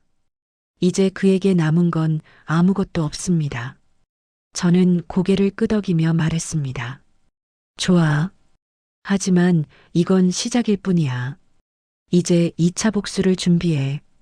그 친구가 가진 마지막 남은 것들까지 모두 빼앗아 버릴 거야. 제 얼굴에는 차가운 미소가 번졌습니다. 최진우, 네가 내 딸에게 준 고통을 이제 네가 똑같이 느껴봐야 할 차례야. 그날 밤 저는 딸 지영이를 집으로 불렀습니다. 이제 진실을 말해줄 때가 됐습니다. 지영이는 제 집 거실 소파에 앉았고 저는 그녀 맞은편에 앉아 천천히 입을 열었습니다. 지영아, 아빠가 너한테 숨겨왔던 게 있어. 사실 아빠는 가난한 조경 일꾼이 아니야. 지영이는 고개를 갸우뚱하며 아빠, 무슨 말씀이세요? 하고 물었습니다. 저는 지난 45년간의 이야기를 들려줬습니다. 제가 명동에서 사채업을 시작했던 것, IMF 때 대한은행을 살렸던 것, 지분 40%를 가지고 있다는 것, 그리고 최진우가 다니던 그 은행의 실소유주가 바로 저라는 것을 말입니다. 지영이는 입을 다물지 못한 채 저를 바라봤습니다. 아빠, 그럼 그럼 진우 오빠가 다니던 은행이. 지영이는 말을 잇지 못했습니다. 저는 고개를 끄덕이며 말했습니다. 그래, 그리고 너희가 살던 집도 사실은 전세였고 그 집주인도 아빠야. 아빠가 전세금을 대신 내줬던 거야. 명동 일대 빌딩 5채, 강남 땅, 현금만 300억 원이 넘어. 다 아빠 거야. 지영이는 눈물을 흘리기 시작했습니다. 아빠, 왜 진작 말씀 안 하셨어요? 저는 딸의 손을 잡으며 말했습니다. 너를 지키기 위해서였어. 네가 돈 때문에 고생하는 걸 보고 싶지 않았어. 그래서 숨겼던 거야. 하지만 이제는 더 이상 참을 수 없어. 최진우가 아빠한테 한 짓들, 너한테 한 짓들을 생각하면 도저히 용서할 수 없어. 지영이는 한참을 울다가 고개를 들었습니다. 아빠, 저 이제 어떻게 해야 해요? 저는 딸의 어깨를 토닥이며 말했습니다. 너는 자유롭게 살면 돼. 최진우한테서 벗어나. 아빠가 다 준비해놨어. 이혼 변호사도 선임했고 앞으로 네가 하고 싶은 일 할 수 있도록 자금도 준비했어. 네가 꿈꾸던 꽃집 카페도 열 수 있어. 지영이는 눈물을 닦으며 고마워요, 아빠. 정말 고마워요 하고 말했습니다. 저는 딸을 안아주며 말했습니다. 지영아, 앞으로는 아빠가 너를 지켜줄 거야. 그 못된 사위가 너한테 한 것들 아빠가 다 갚아줄 거야. 직장에서 쫓겨난 지 나흘째 되는 날, 최진우는 터덜터덜 집으로 돌아왔습니다. 그는 온종일 변호사 사무실을 찾아다녔지만 모두에게 거절당했습니다. 박만석이라는 이름만 들으면 변호사들은 고개를 저었고 어떤 변호사는 대놓고 말했습니다. 최 씨, 저희가 아무리 돈이 필요해도 대한은행 대주주를 상대로 소송을 할 순 없습니다. 그건 저희 로펌의 자살 행위예요. 최진우는 지쳐서 집 앞 골목에 들어섰는데 뭔가 이상했습니다. 집 앞에 험상궂은 남자들이 서너 명 서 있었고 용역업체 트럭이 주차되어 있었습니다. 최진우가 집 앞에 가까워지자 더 충격적인 광경이 펼쳐졌습니다. 집 안에 있던 짐들이 마구잡이로 밖으로 내던져지고 있었습니다. 옷가지, 식기, 책, 심지어 아이들 장난감까지 모두 박스에 담겨 인도에 쌓여 있었습니다. 최진우는 다급히 달려가며 소리쳤습니다.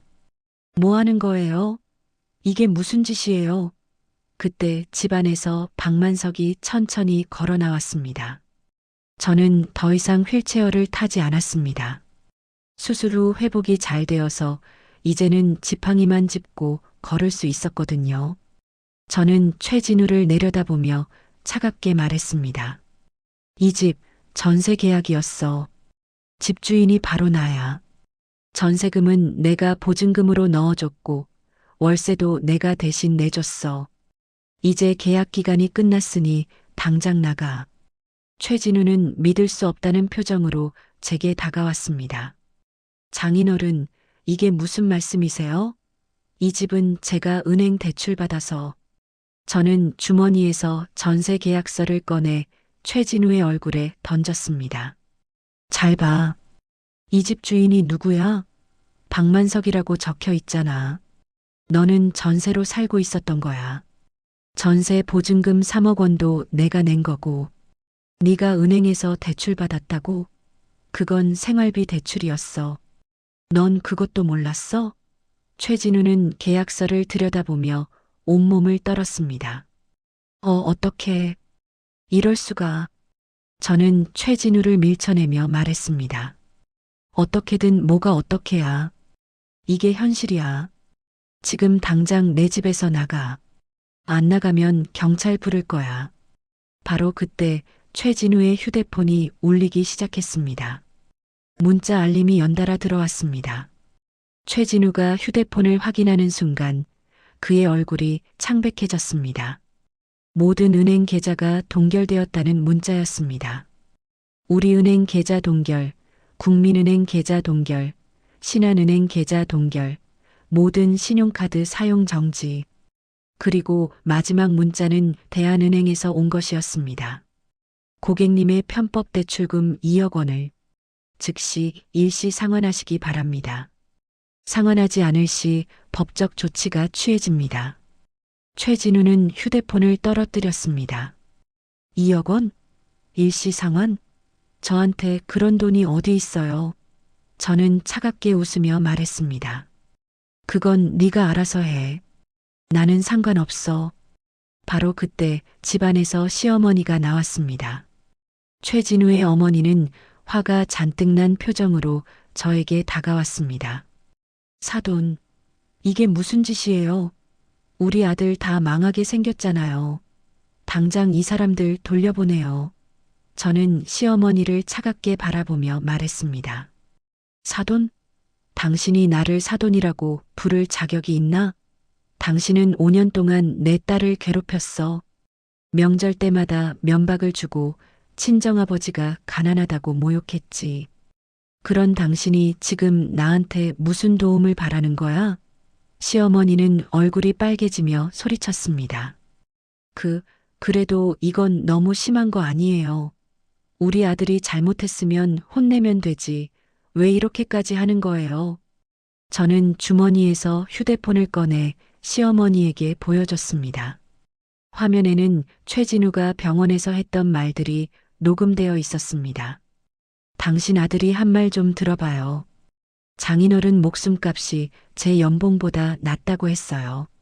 밑 빠진 독이라고 했어요. 가망 없는 곳에 돈 쓸 수 없다고 했어요. 이게 사람이 할 말이에요? 자기 장인이 죽어가는데 3천만 원이 아까워서 외면한 게 당신 아들이에요.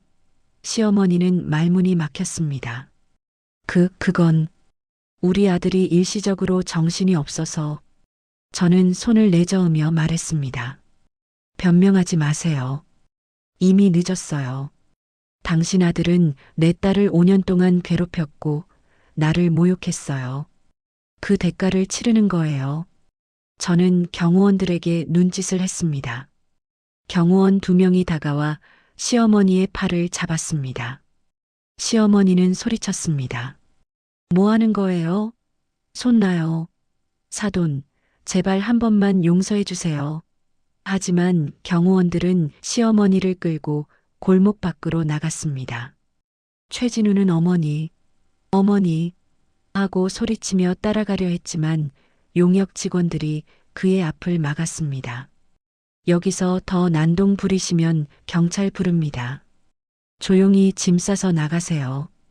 최진우와 시어머니는 골목 한복판에서 비참한 꼴이 되어 서 있었습니다. 바로 그때 택시 한 대가 멈춰 섰고 거기서 지영이가 내렸습니다. 지영이는 저를 보자마자 달려와 아빠하고 불렀습니다. 저는 딸을 조용히 안아주었습니다.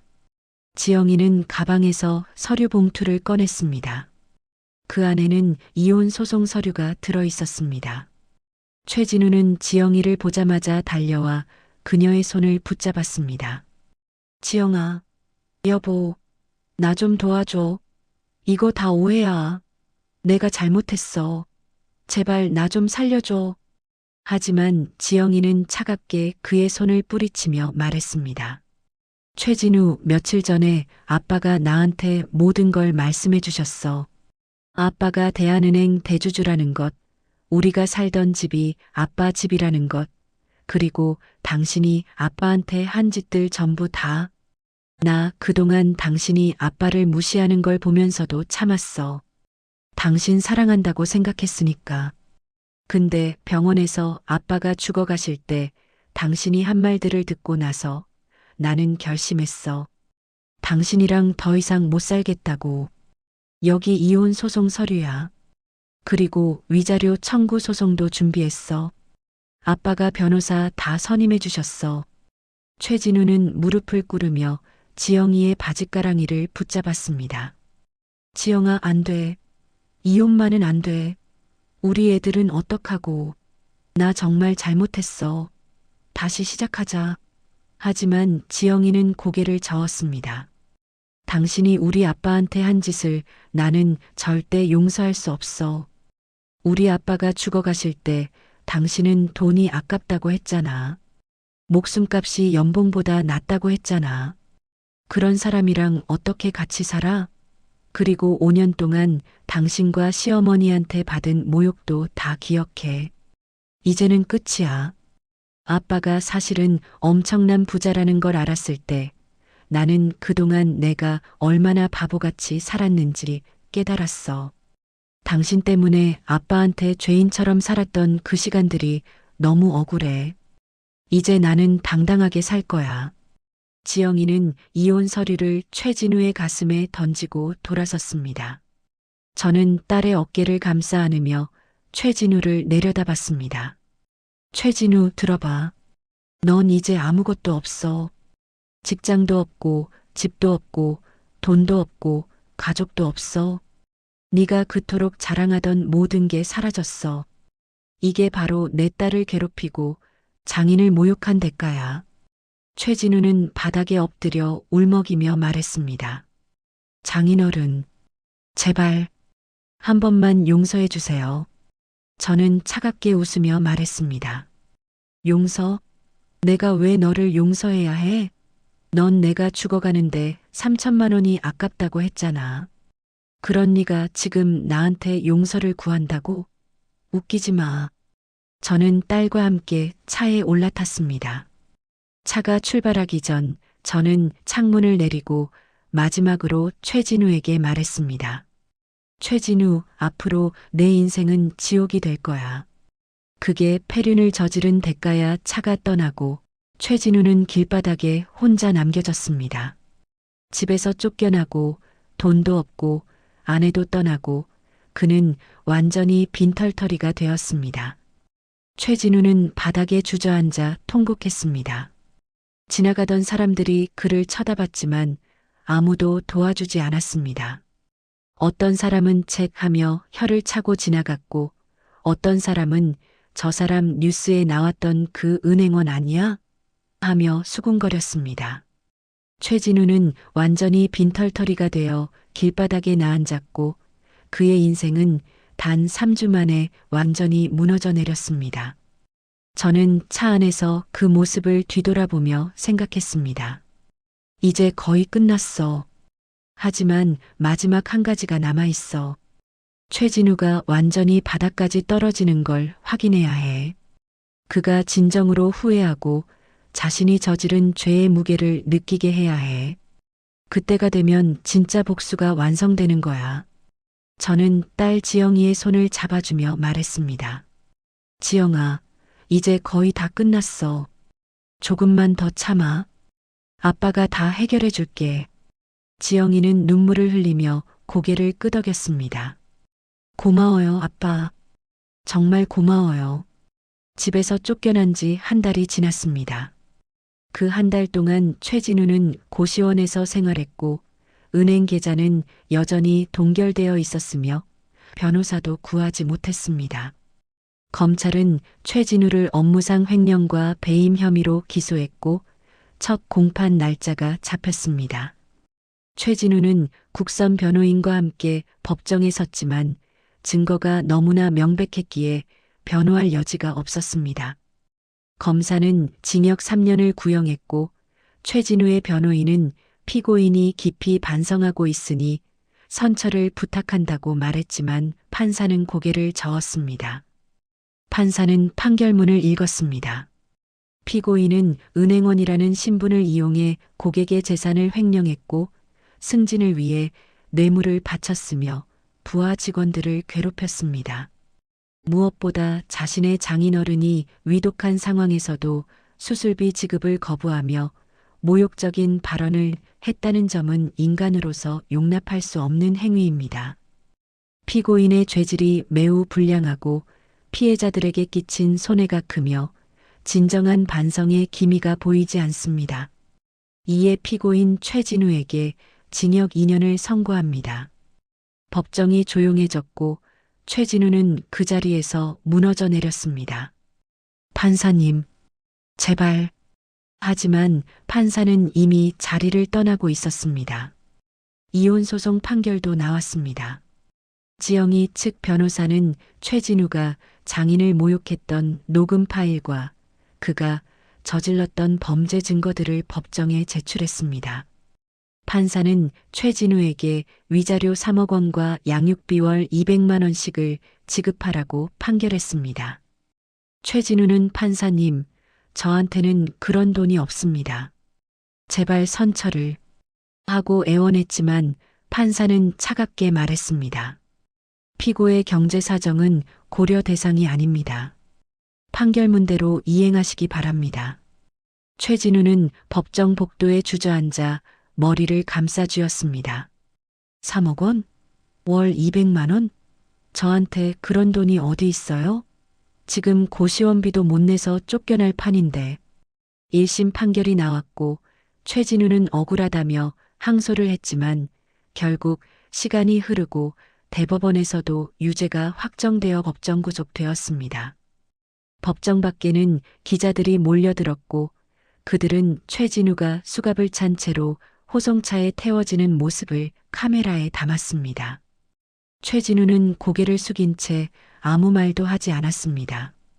호송차 안에서 최진우는 창밖을 바라보며 생각했습니다. 한 달 전만 해도 나는 승진을 앞둔 은행원이었는데 지금은 죄수가 되어 교도소로 가고 있어. 이 모든 게 꿈만 같아. 내가 뭘 잘못했지? 하지만 그는 알고 있었습니다. 자신이 저질렀던 모든 악행들이 결국 자신을 이 지경으로 만들었다는 걸 말입니다. 교도소에 도착한 최진우는 수감자 번호를 받았습니다. 수감자 2847번 최진우. 그는 죄수복으로 갈아입었고 철창 안에서 그는 멍하니 앉아 있었습니다. 그의 머릿속에는 지난 2달간의 일들이 주마등처럼 스쳐 지나갔습니다. 병원에서 장인어른을 모욕했던 그 말들, VVIP 룸에서 장인어른이 대주주라는 걸 알았을 때의 충격, 은행에서 쫓겨났을 때의 굴욕, 집에서 쫓겨났을 때의 절망, 그리고 아내가 이혼 서류를 던졌을 때의 고통. 모든 것이 너무나 빠르게 진행되었고 그는 아무것도 할 수 없었습니다. 그날 밤 최진우는 차가운 교도소 바닥에 누워 천장을 바라보며 중얼거렸습니다. 내가 왜 장인어른한테 그런 말을 했을까? 3천만 원이 그렇게 아까웠을까? 만약 그때 내가 수술비를 냈더라면, 만약 내가 장인어른을 존중했더라면 지금 이런 꼴이 안 됐을 텐데. 하지만 이미 모든 게 끝났습니다. 돌이킬 수 없었습니다. 최진우는 눈을 감았습니다. 어둠 속에서 그는 자신의 미래를 상상했습니다. 2년 후 출소하면 저는 40대 중반이 될 거예요. 전과자 신분으로 취직도 못하고 아내도 없고 아이들도 저를 아버지로 인정하지 않을 거예요. 완전히 인생이 끝난 거죠. 그 시각 저는 명동 사무실에 앉아 있었습니다. 책상 위에는 최진우의 판결문이 놓여 있었고 저는 그것을 읽으며 만족스러운 표정을 지었습니다. 징역 2년, 위자료 3억 원, 사회적 매장, 가족 붕괴. 최진우가 받아야 할 모든 것을 받았습니다. 강민철 행장이 사무실로 들어와 사장님, 최진우가 오늘 수감되었습니다. 모든 절차가 완료되었습니다 하고 보고했습니다. 저는 고개를 끄덕이며 말했습니다. 수고했네, 민철이. 자네 덕분에 모든 게 순조롭게 진행됐어. 강 행장은 아닙니다, 사장님. 저는 당연한 일을 했을 뿐입니다 하고 대답했습니다.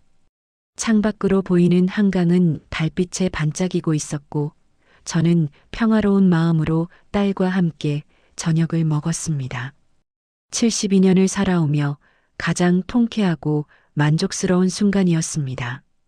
앞으로 최진우가 2년 동안 교도소에서 자신의 죄를 뼈저리게 후회하는 동안 저와 제 딸은 행복하게 살아갈 것입니다. 그리고 그가 출소한 후에도 그의 인생은 결코 예전으로 돌아갈 수 없을 것입니다. 그게 바로 정의였습니다.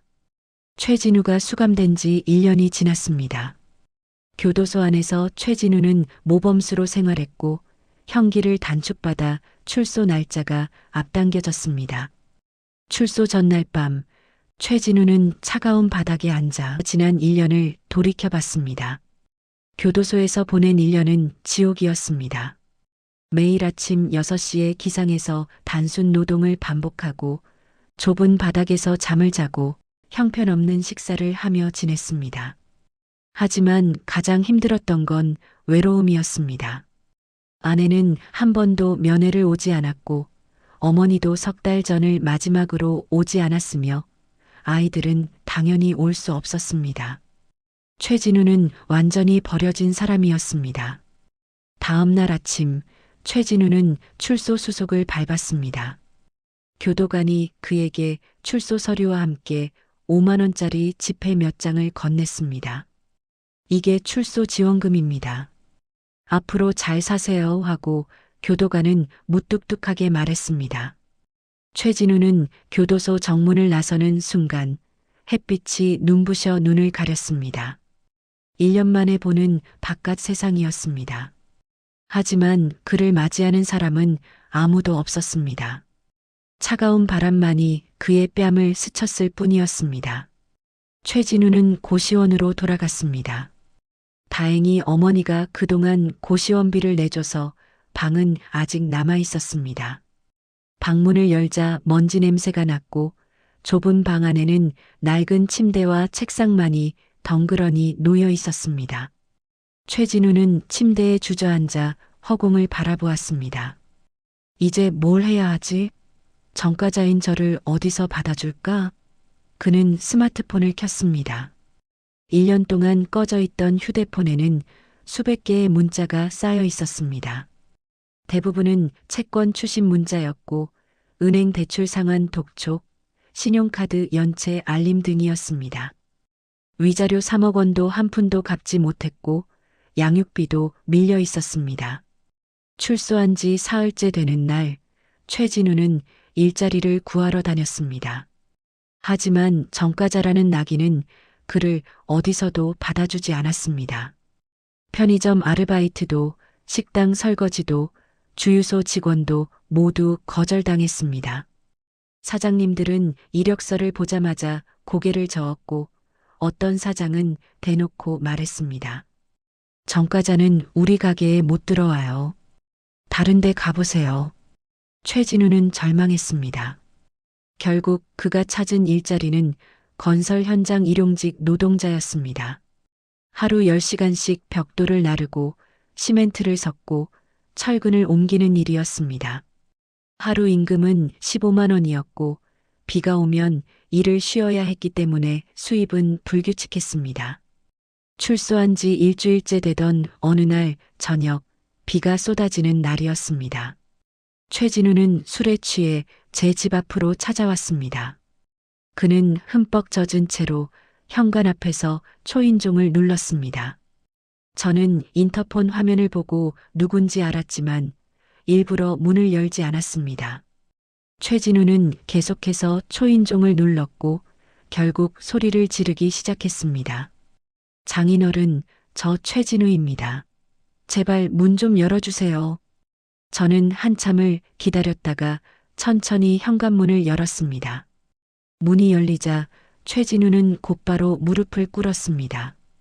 그는 비에 흠뻑 젖어 있었고 옷은 너덜너덜했으며 얼굴은 수염으로 덮여 있었습니다. 1년 전에 말끔했던 은행원 모습은 온데간데 없이 사라지고 거지처럼 초라한 모습이었습니다. 장인어른, 제발 용서해 주세요. 제가 정말 잘못했습니다. 제발 한 번만 기회를 주세요. 최진우는 바닥에 머리를 조아리며 울먹였습니다. 저는 현관 안쪽에 서서 그를 내려다보며 차갑게 말했습니다. 최진우, 넌 지금 무슨 기회를 바라고 있는 거야? 네가 저지른 죄는 이미 법정에서 판결이 났어. 1년 동안 교도소에 있었잖아. 그게 네가 받아야 할 대가였어. 최진우는 고개를 들어 저를 쳐다보며 말했습니다. 장인어른, 저는 지금 먹을 것도 없고 제대로 된 일자리도 없습니다. 건설 현장에서 일용직으로 일하는데 비 오면 일도 없어요. 제발 저 좀 살려주세요. 돈은 필요 없어요. 그냥 일할 기회만 주세요.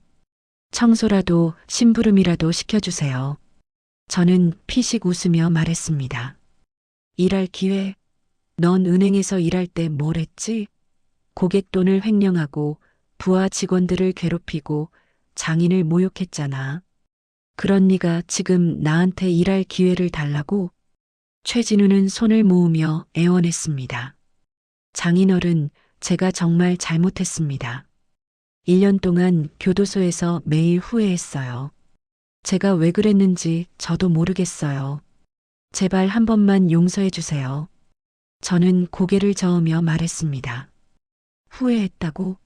1년 동안 후회했다고? 그래서 뭐가 바뀌었어? 내 딸이 5년 동안 받은 고통이 사라졌어? 내가 받은 모욕이 지워졌어? 아니야, 최진우. 넌 그저 네가 불쌍해서 후회하는 거야. 진정으로 반성하는 게 아니야. 최진우는 바닥에 엎드려 통곡하기 시작했습니다. 제발이요. 제발이요. 장인어른, 저를 이대로 죽게 내버려 두지 마세요. 저는 차갑게 말했습니다. 죽게 내버려 둔다고? 웃기는 소리 하지 마.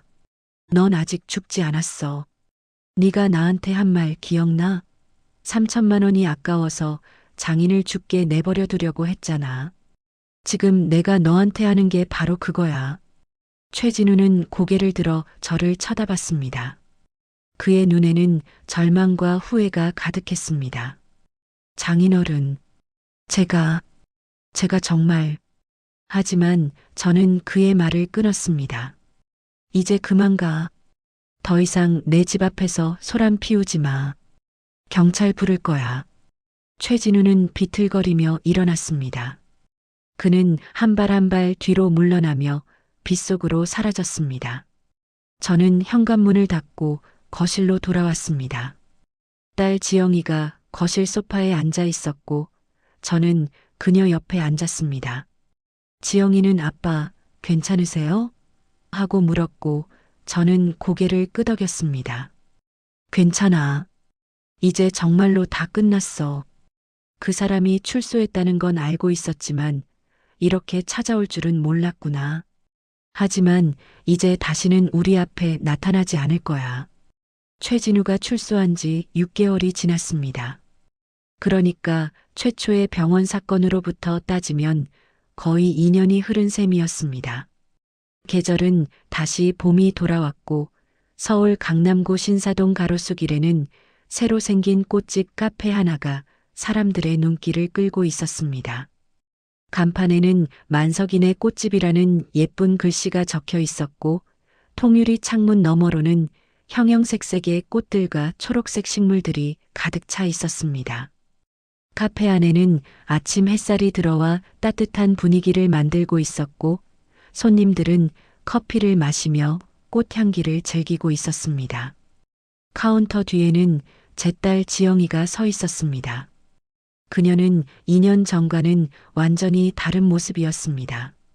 얼굴에는 생기가 넘쳤고 웃음이 끊이지 않았으며 손님들에게 친절하게 꽃을 설명해주고 있었습니다. 손님 한 분이 이 장미 꽃다발로 주세요 하고 말하자 지영이는 좋은 선택이세요. 제가 예쁘게 포장해 드릴게요 하고 대답하며 능숙하게 꽃을 다듬었습니다. 그녀의 손놀림은 자신감으로 가득했고 표정은 평온했습니다. 저는 카페 구석 테이블에 앉아 그 모습을 지켜보고 있었습니다. 따뜻한 아메리카노 한 잔을 앞에 두고 딸이 행복하게 일하는 모습을 보는 것만으로도 제 마음은 충만했습니다. 2년 전 그 지옥 같았던 시간들이 마치 꿈처럼 느껴졌습니다. 지영이는 이제 더 이상 남편 눈치를 보지 않아도 되고 시어머니 구박을 받지 않아도 되며 친정아버지를 부끄러워하지 않아도 되었습니다. 그녀는 자유로웠고 당당했으며 무엇보다 행복해 보였습니다. 카페 문이 열리며 초등학교 교복을 입은 두 아이가 들어왔습니다. 엄마, 하고 외치는 목소리에 지영이는 고개를 돌렸습니다. 아, 우리 민준이 서연이 왔구나. 학교 잘 다녀왔어? 지영이는 아이들을 안아주며 물었습니다. 손주 민준이가 할아버지 하며 제게 달려왔고 저는 아이를 안아 올렸습니다. 민준아, 학교에서 재미있었어? 제가 물으니 민준이는 네. 오늘 미술 시간에 할아버지 그림 그렸어요. 하고 자랑스럽게 말했습니다. 제 가슴이 따뜻해졌습니다. 2년 전만 해도 손주들은 저를 거의 만나지 못했는데 이제는 매일 할아버지라고 부르며 달려옵니다. 지영이는 아이들에게 간식을 주며 말했습니다. 얘들아, 숙제 다 하고 놀아야 해. 알았지? 아이들은 네. 하고 대답하며 카페 안쪽 작은 공부방으로 들어갔습니다. 지영이가 만들어 놓은 그 공부방에는 책상과 책장이 있었고 아이들은 그곳에서 숙제를 하거나 그림을 그리며 시간을 보냈습니다. 저는 지영이에게 다가가 말했습니다. 지영아, 가게 장사 잘 되는 것 같구나. 손님들이 계속 오네. 지영이는 웃으며 네, 아빠. 덕분에 요즘 너무 행복해요. 제가 하고 싶었던 일을 하면서 아이들이랑도 같이 있을 수 있으니까요 하고 대답했습니다. 저는 딸의 어깨를 토닥이며 말했습니다. 그래, 네가 행복하면 아빠도 행복해. 앞으로도 계속 이렇게 잘 살아. 지영이는 고개를 끄덕이며 아빠, 정말 고마워요. 아빠가 아니었으면 저는 아직도 그 지옥 같은 삶을 살고 있었을 거예요 하고 말했습니다. 저는 딸을 안아주며 이제 그 일은 다 잊어버려. 앞만 보고 살자 하고 말했습니다. 지영이는 눈물을 글썽이며 네, 아빠하고 대답했습니다. 저녁 무렵 저는 이촌동 집으로 돌아왔습니다. 현관문을 열자 익숙한 냄새가 났습니다. 지영이가 저녁을 준비하고 있었던 겁니다. 아빠 오셨어요? 오늘은 제가 아빠 좋아하시는 된장찌개 끓였어요. 하고 지영이가 부엌에서 말했습니다. 저는 현관에서 신발을 벗으며 그래. 우리 딸이 끓인 된장찌개라니 정말 기대되는구나 하고 대답했습니다. 손주들이 거실에서 할아버지 하고 달려왔고 저는 아이들을 안아 올렸습니다. 식탁에 앉아 가족들과 함께 저녁을 먹는 시간은 제 하루 중 가장 행복한 순간이었습니다.